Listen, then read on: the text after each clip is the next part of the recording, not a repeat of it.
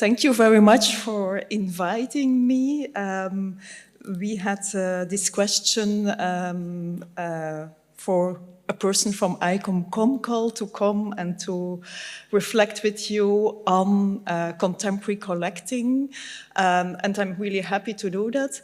But now that I know that the topic of this conference is who owns the collection, I think this would also be a great topic for a COMCOLi conference, because that's, of course, a question that's much larger than collecting, and it's a question which is really very, very actual, and I will touch upon that question in the end of my presentation. So I will present briefly ICOM COMCOLi and then share some thoughts I have on why, what, and how, and with whom we should practice contemporary collecting, or maybe not.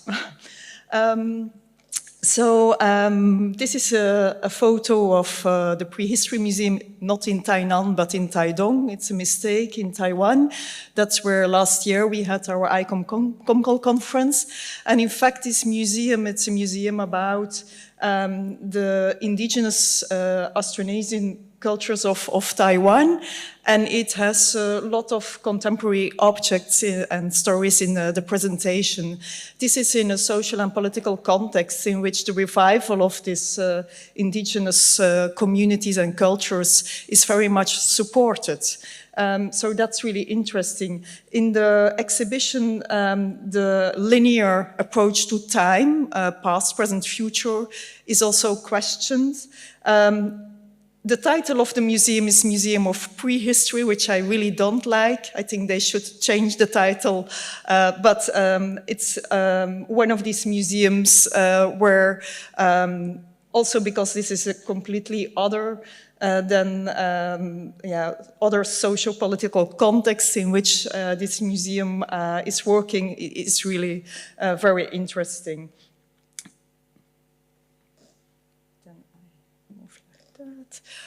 This was the abstract. COMCOLi. Some of you will know ICOM COMCOLi because we have several members from Estonia. But the prehistory, let's say, of COMCOLi is in fact Samdok. Samdok was an initiative in Sweden around 1977, documenting the present. It was not so much object-oriented, it was most of all team-oriented, so that's interesting.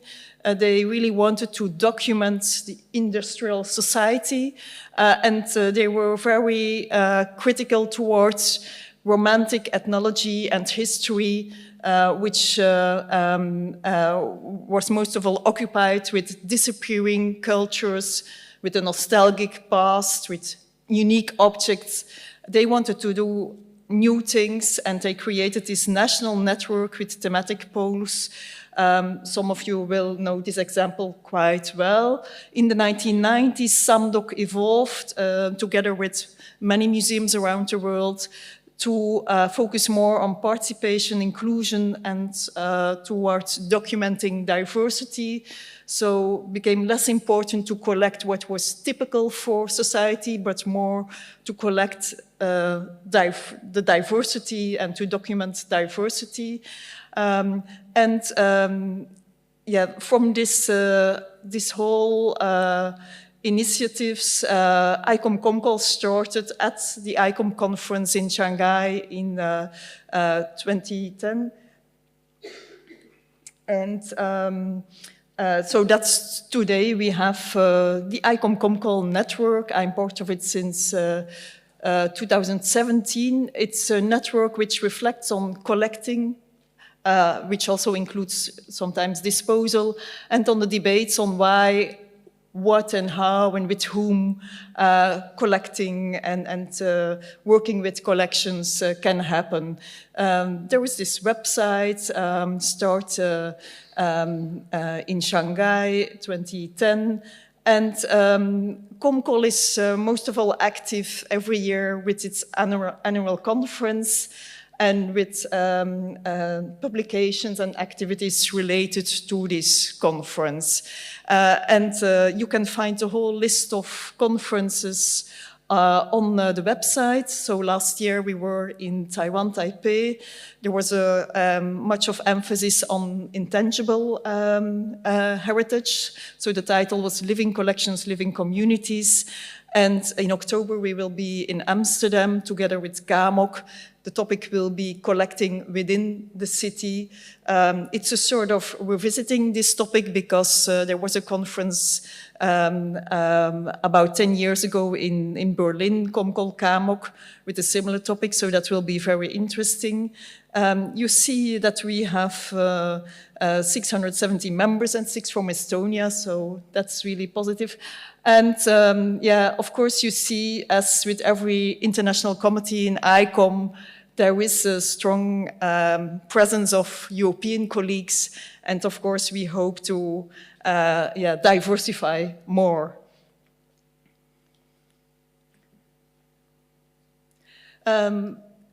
Contemporary collecting, yes, I'm moving now to this contemporary collecting reflection. Why? I have written here some really short sentences which sort of pack together very well-known lines of thought which are present in human science and museology from the 1970s onwards. History, of course, did not stop in 2000. It's always polyphonic, so there is a lot to do in terms of collecting on topics on which never there has been any collecting or safeguarding. Cultural traditions are dynamic and diverse and not static. And I think this seems simple, but especially when you think about intangible heritage and how this is presented in many museums, it's often presented very static. And contemporary collecting is important because this can, of course, document how traditions always are dynamic, not in a linear way, but they change through time. And museums, they will stay, in my view, relevant if not only marketing and education, but also collections relate to contemporary society.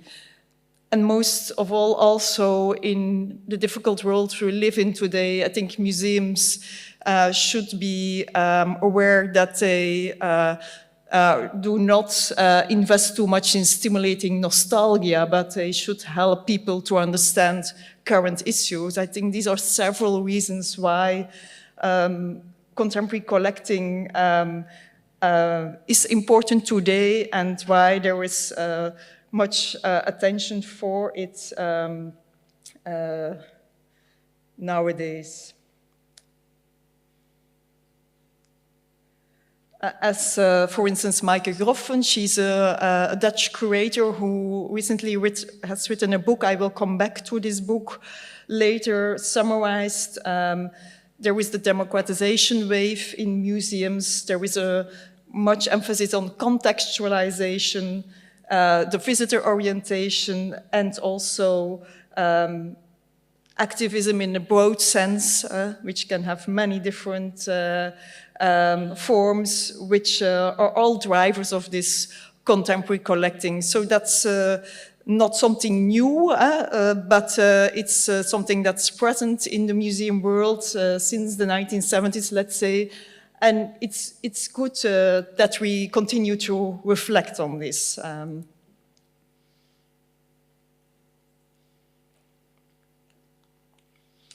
Because the interesting thing is that in many museums, and also in the museum I work in, it's the Mas Museum in Antwerp, in fact, the present and the future is not so visible in the presentation.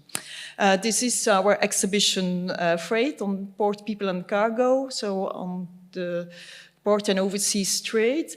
And there is a section in this exhibition on the port today, but it's really small. And yeah, the main emphasis in this exhibition room is on the history since the Roman times. So yeah, that's I think really interesting that on the one hand there are a lot of ideas and experimental projects related to contemporary collecting, but that's often in exhibitions and also in how visitors look at museums. The present is quite absent.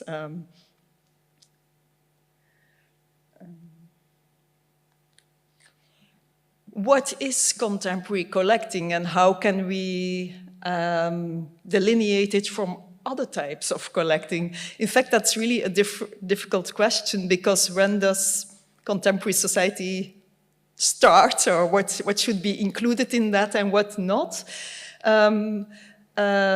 Several authors have argued, for instance, also Leen Beyers and also Michael Groffen also stated this, that we should consider as contemporary collecting the collecting that's directly from a user or creator. There is no historical distance. Of course, if you think about this, for instance, in our museum, we did recently a project about hairdressers. And some of these hairdressers, we documented their story and objects, are really young and very contemporary. Some of these people are older, but they still active, work with all the type of scissors and so on. So yeah, it's maybe not, yeah, not always enough as definition. But yeah, it's interesting that, of course, there is this idea that the historical distance towards the object collected is really limited. And the extreme example or practice of this is rapid response collecting in times of crisis.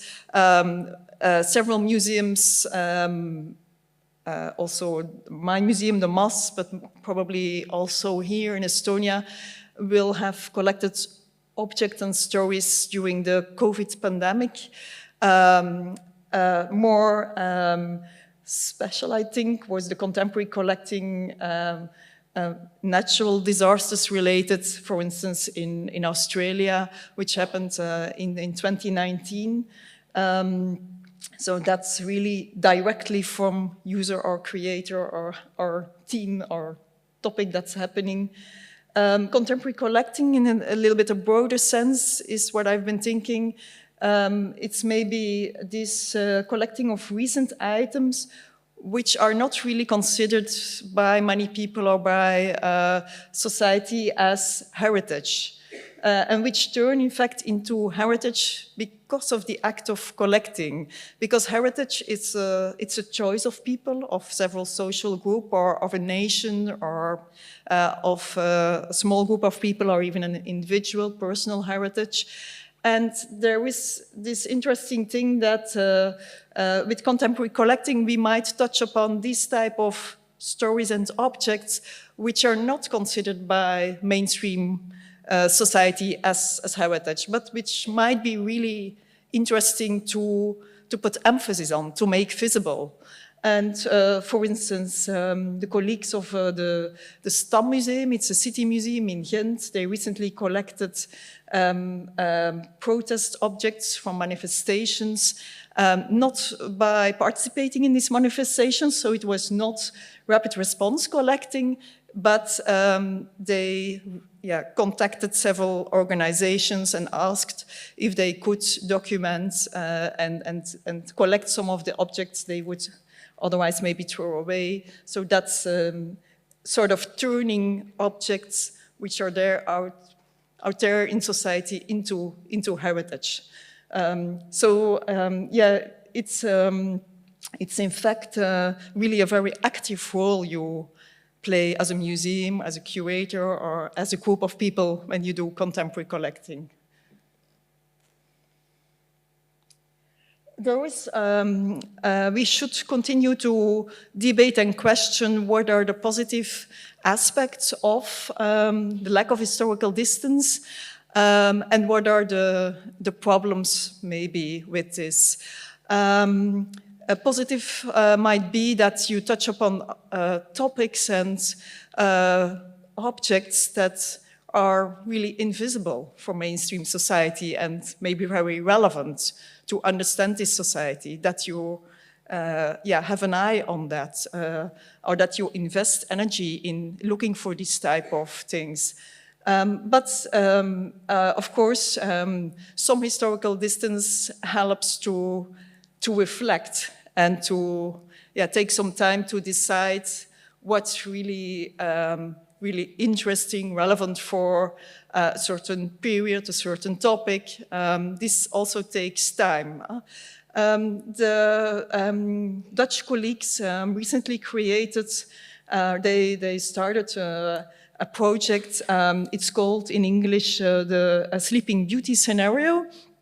They were thinking how can we deal with a huge collection of mostly local history and daily objects of a private collector. It's in the small city of Vlaardingen, not so far from the Belgian border.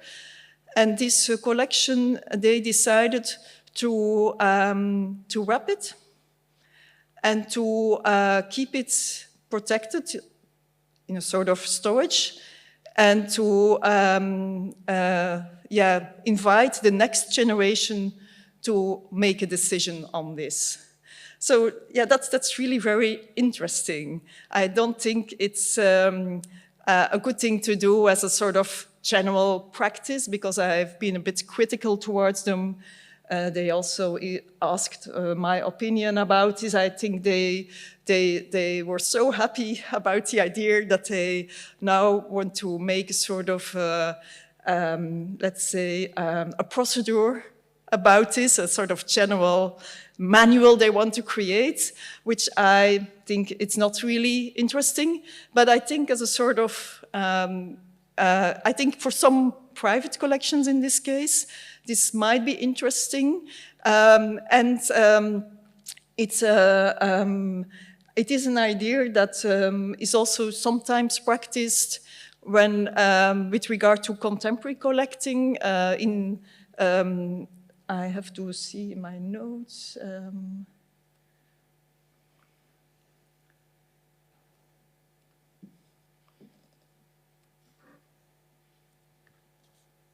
Which,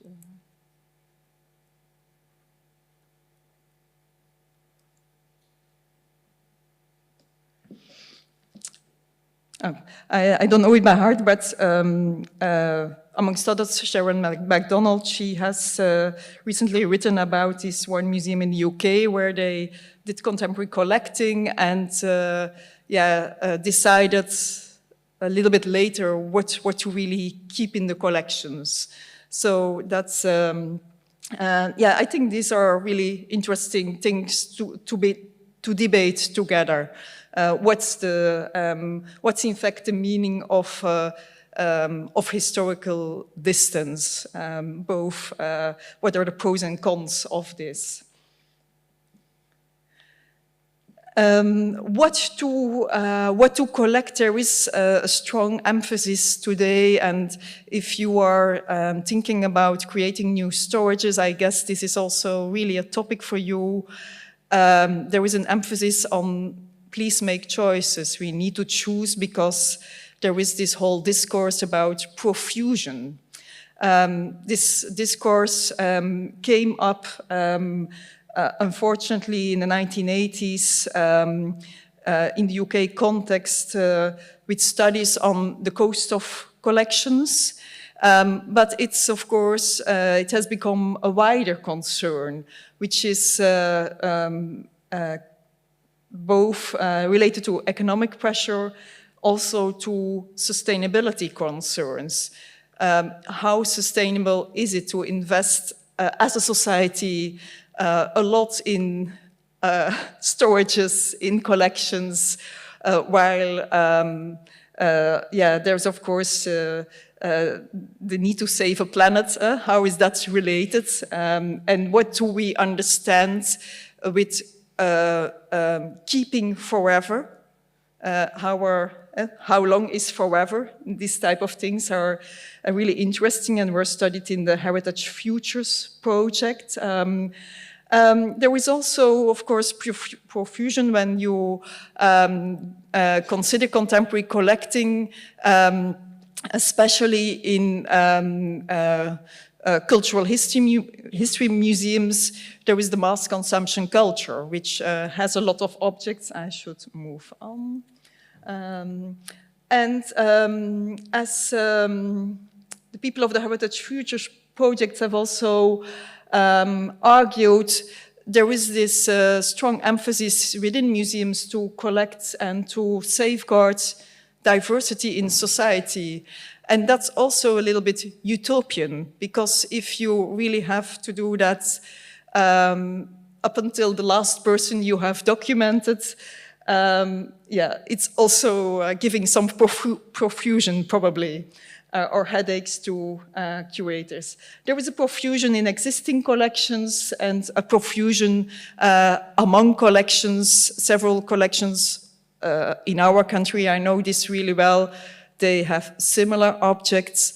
Sometimes this has really a good reason, because museums have, it's within another museum concept, but sometimes it's really, yeah, we really have to think, why is this the case?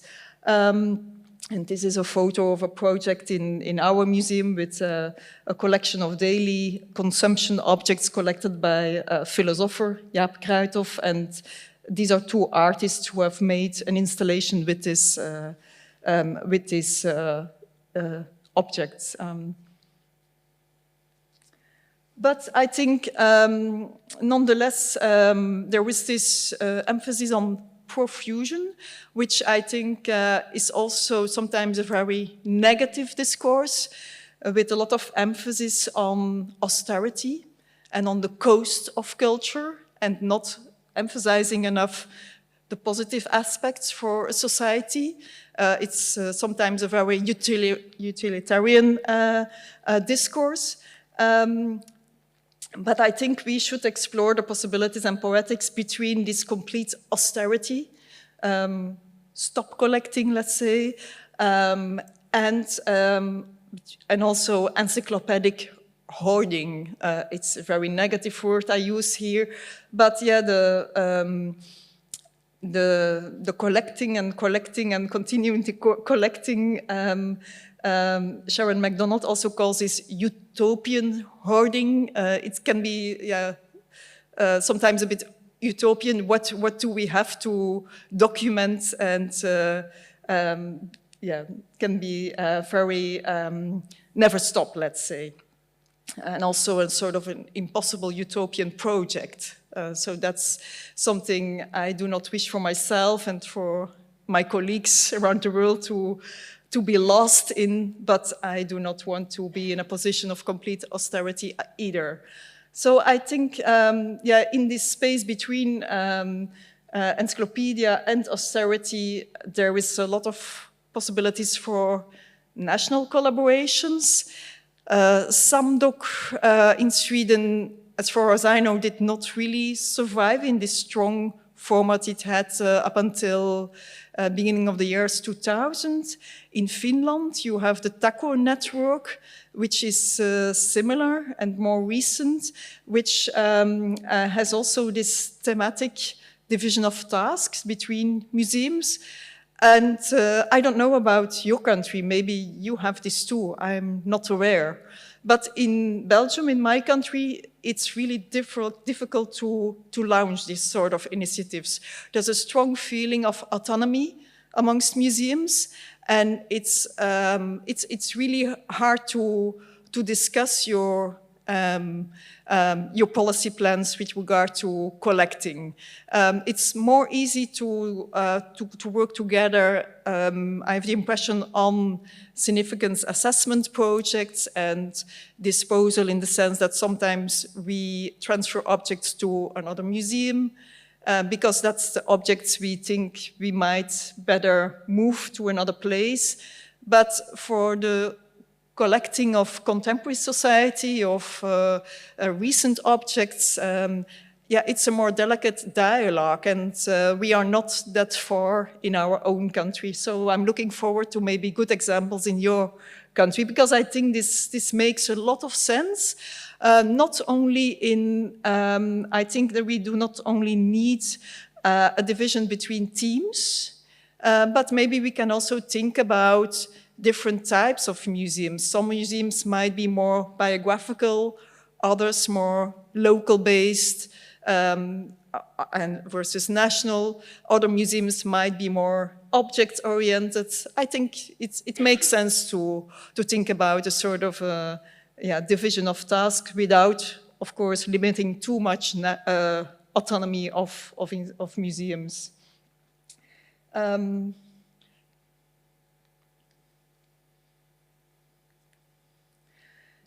We have also to, of course, to think about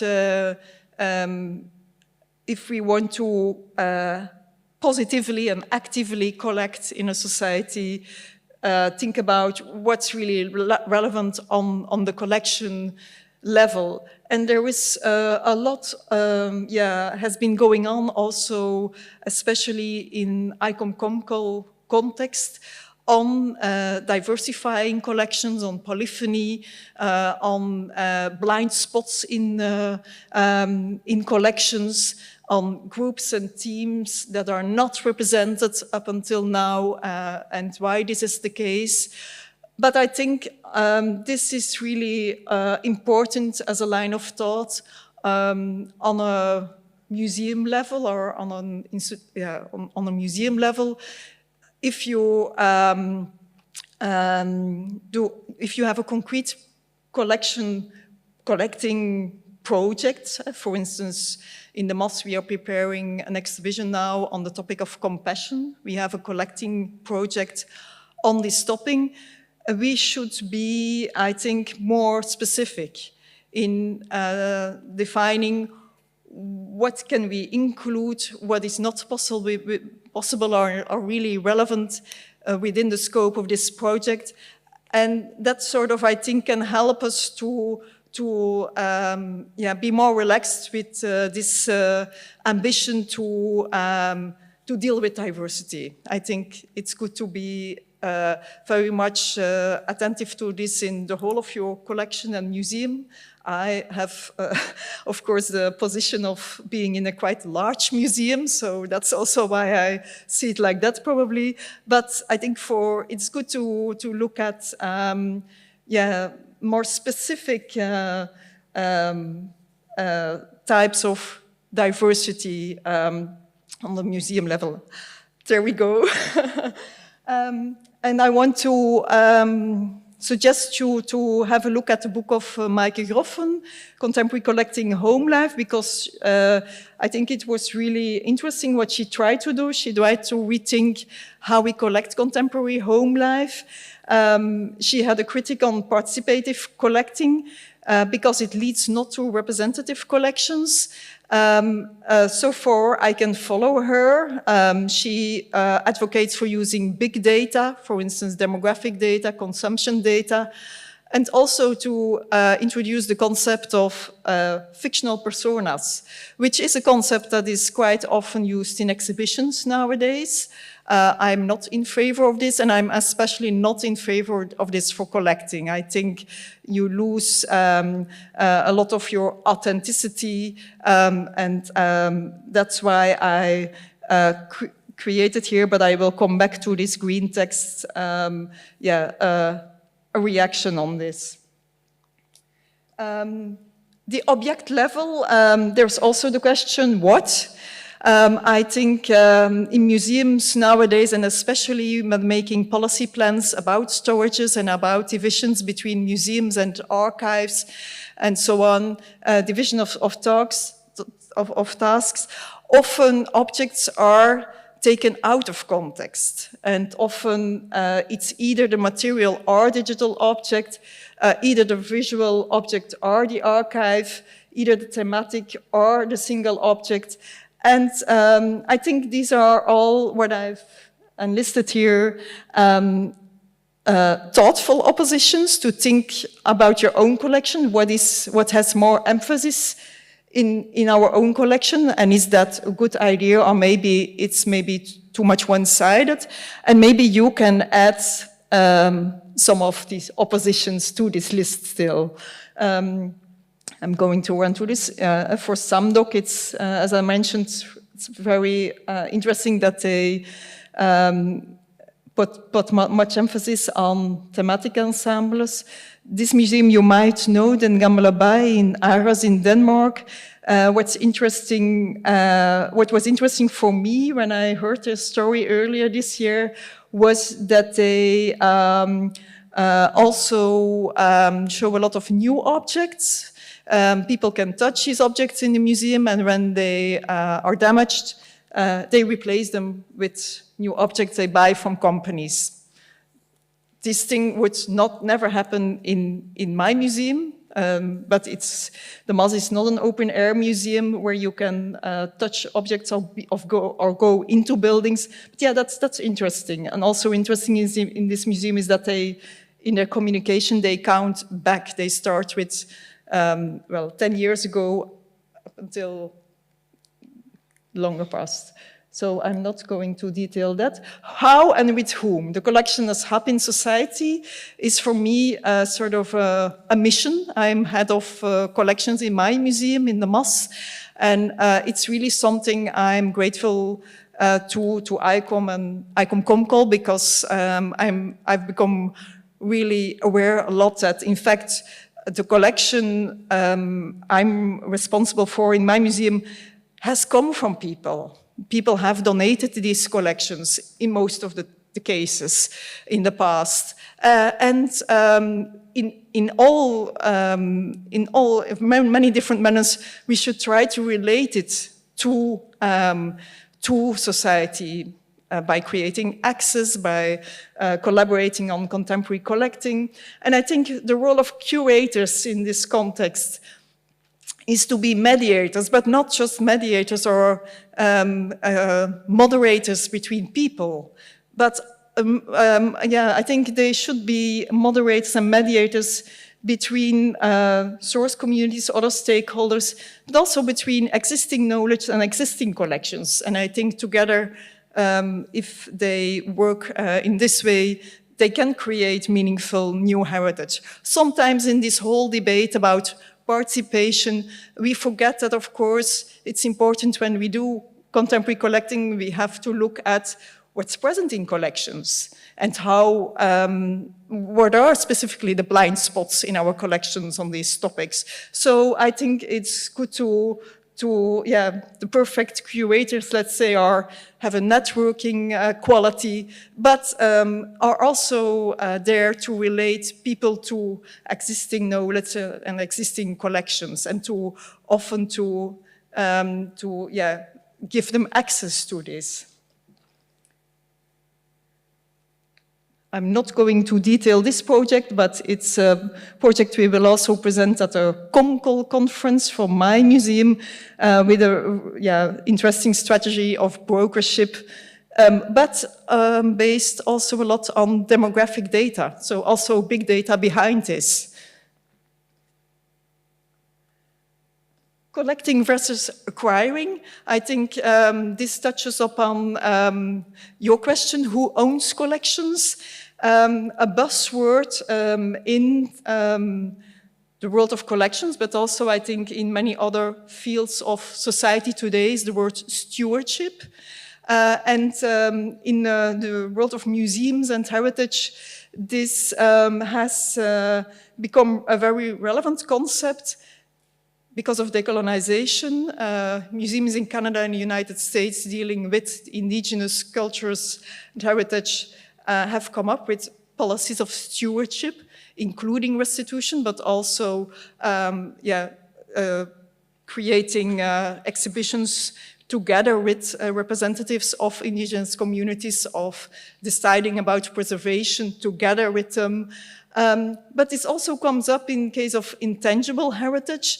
Often objects we keep in museums are related to traditions. So should we just keep them in the storage, or should we do other things with them? How should we safeguard them? Acquiring these objects is just not enough. And contemporary collecting. In this case of contemporary collecting of, for instance, biographical objects, a position of stewardship might sometimes be more relevant than ownership as a philosophy. Because sometimes in contemporary collecting, you collect objects that might still be meaningful to persons or families for life rituals. And some colleagues of the Migration Museum in Antwerp, they now try to develop a method to allow persons to ask the object back for a personal ritual. It's a very recent object. So this is also a sector, contemporary collecting, in which this idea of stewardship might be more important than care, safeguarding, and that's a sort of new ethical position. I think that's really relevant. And you also see this in the museum definition, in which you see that in our new definition, it's no longer the word acquiring, but collecting that has been chosen. So this reflects a little bit this, this evolution. I can tell you more about this story maybe later on, because my time is up, but it's a story about living heritage and an object in our collection. But I will finish here. So time for questions, maybe? Yes. Suggestions? Exactly. Thank you very much for the presentation. I think an applause in order.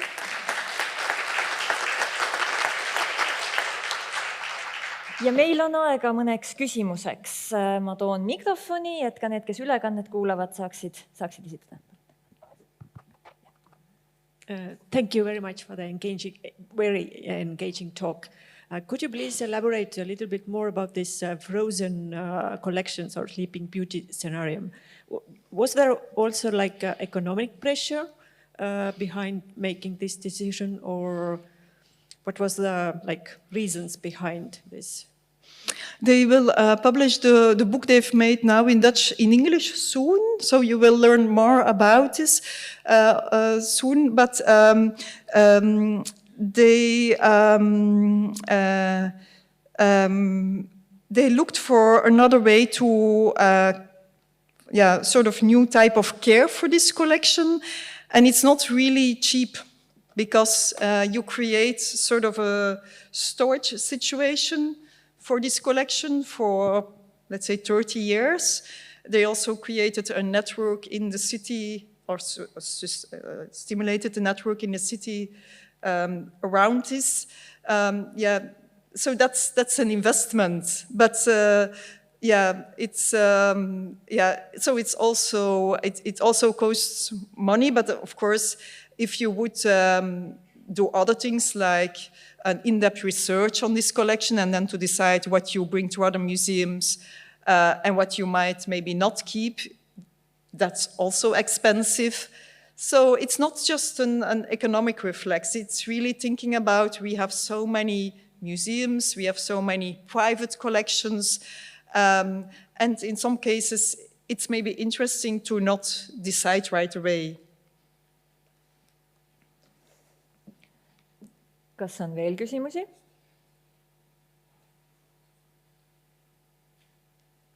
Julgelt. Vabandust, seal oli. Kas ma nägin ühte kätt? Ma siis jooksen. Then, since we do have a couple of minutes, I will ask a question myself. You mentioned the lack of historical distance and how that can affect the decision process. And Mario asked about the Sleeping Beauty type of collection care. So, but sometimes we need to make the decision right away, and we do understand that it can be difficult. So are there some good guidelines or strategies that you would propose to avoid this, this abundance and profusion and the uncertainty of what to collect from the contemporary, and at the same time not being tempted to hand over the process of decision making? So how to balance this uncertainty and at the same time take some kind of stand and action? Yes, I think it's really good how you tell this, and I think it's important that, of course, we do not become passive towards this profusion of objects in society, but towards these challenges and the profusion we have in our collection. I think together we should look for a good balance. And I think for finding this balance, I think it's good to think about the levels of a national, sometimes even an international level, the level of my museum, and the level of what's relevant now in the project I'm thinking of, and how I can be at the same time really relevant, but also pragmatic about what I try to bring together here. There is no absolute answer to this, and we are always in paradigmas. That's also a comment I wrote on the Sleeping Beauty scenario. Either if you take a decision now, you will have your blind spots. And also when we do it in 30 years, again, we will have this, the whole context we live in, which will contribute to how we decide. So we should not be afraid to collect, to experiment, and to also look for what I try to describe, not just for extreme representativity, let's say in a statistical sense, but also look for paradoxical objects, objects with many layers. I think that's important. And of course, in order to decide on the level of your museum what to collect from today's society, it's good to have a collection plan, to look at what's my history, and how am I going to translate this to society today. But yeah, it's a huge challenge, and I think we have to help each other to exchange on this, of course, and to reinforce ourselves. But I don't think we should, let's say, leave the decision to the communities we work with only, or leave it to the stakeholders, or leave it, in fact, only to the future. There is really a responsibility and a role of curators today to make a decision, and I didn't detail this, but in my green text, I think it's really important in collecting that, of course, you document what you have collected, what you have not done, that you document the process, and that you try to be aware and describe your own blind spots. But yeah, that's it. If you are doing that, for instance, in our case, we had this topic of hairdressers, of compassion, and we always do contemporary collecting a lot within the framework of exhibitions. It might seem quite topical, the topics we choose and the time we invest in these topics depends a bit on our exhibition calendar, but if we do the work really well for this topic, I think then we have done our job as curators.